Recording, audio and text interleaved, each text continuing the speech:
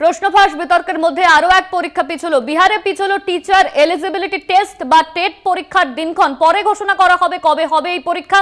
26শে June থেকে 28শে June হওয়ার কথা ছিল এই পরীক্ষা। এই নিয়ে আমরা কথা বলবো। আমাদের সঙ্গে ছিলেন আমাদের প্রতিনিধি ভাস্বতী দাস। ভাস্বতী, তুমি ঠিক যেমনটা বলছিলে বিহারেও পরীক্ষা পিছনো হলো, প্রশ্নফাঁস বিতর্কের মধ্যে আরো এক পরীক্ষা পিছলো।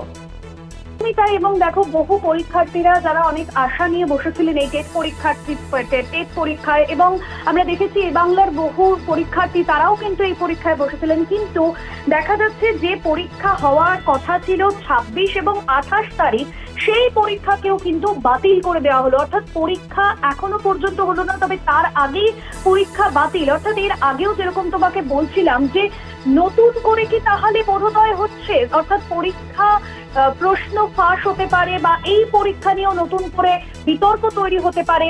কারণ তৃতীয়বার মসনদে এসছে কেন্দ্রের যে সরকার, সেই সরকারের তরফে আবারও যাতে নতুন করে অভিযোগের আঙুল না ওঠে তার জন্য কি পরীক্ষা বাতিল করা হলো। কারণ আমরা দেখেছি যে বিহার থেকেও কিন্তু বিভিন্ন প্রশ্ন ফাঁসের যে চক্র, এবং বিহারের পাটনার যে পুলিশ, সেই পুলিশ কিন্তু বিভিন্ন পরীক্ষার প্রশ্ন ফাঁসের চক্রের সন্ধান পেয়েছে। এবং দেখেছি যে ইউজিসি নেট পরীক্ষা বাতিল করা হলেও নিট বাতিলের যেরকম কোনো পরিকল্পনা নেই। তবে গতকাল আমরা দেখেছিলাম যে শিক্ষামন্ত্রী তিনি নিজে কিন্তু বলেছিলেন যে ন্যাশনাল টেস্টিং এজেন্সি বা এনটিএ এর যে কার্যকলাপ তা নিয়ে যেরকম প্রশ্ন উঠেছে, অভিযোগ রয়েছে, তারই মাঝে কিন্তু এই পরীক্ষা যেরকম ভাবে স্থগিত করে দেওয়া হলো, সে জায়গায় আরো একটা প্রশ্ন উঠছে। যেরকম আমরা দেখছি যে বিহারের এর আগে যেখানে একজন ছাত্র তিনি গ্রেফতার হয়েছিলেন এবং তিনি নিজে স্বীকার করেছিলেন যে প্রশ্ন আগের দিন রাতে দিয়ে দেওয়া হয়েছিল, সেক্ষেত্রে কি বিহারের কোনো যোগসূত্র রয়েছে এর সাথে?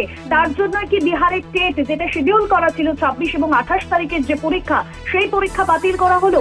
এই নিয়েও কিন্তু প্রশ্ন উঠছে ইতিমধ্যেই অনন্যা। তবে লোকসভা ভোটের পর যেভাবে আমরা দেখছি কেন্দ্রীয় শিক্ষা মন্ত্রক পরিচালিত যে সমস্ত পরীক্ষা বারবার ভাস্বতী, এই পরীক্ষা পিছনকে কেন্দ্র করে বেশ কিছু প্রশ্ন আমাদের সামনে আসে। ধন্যবাদ তোমায় ভাস্বতী। আমাদের সঙ্গে ছিলেন আমাদের প্রতিনিধি ভাস্বতী দাস।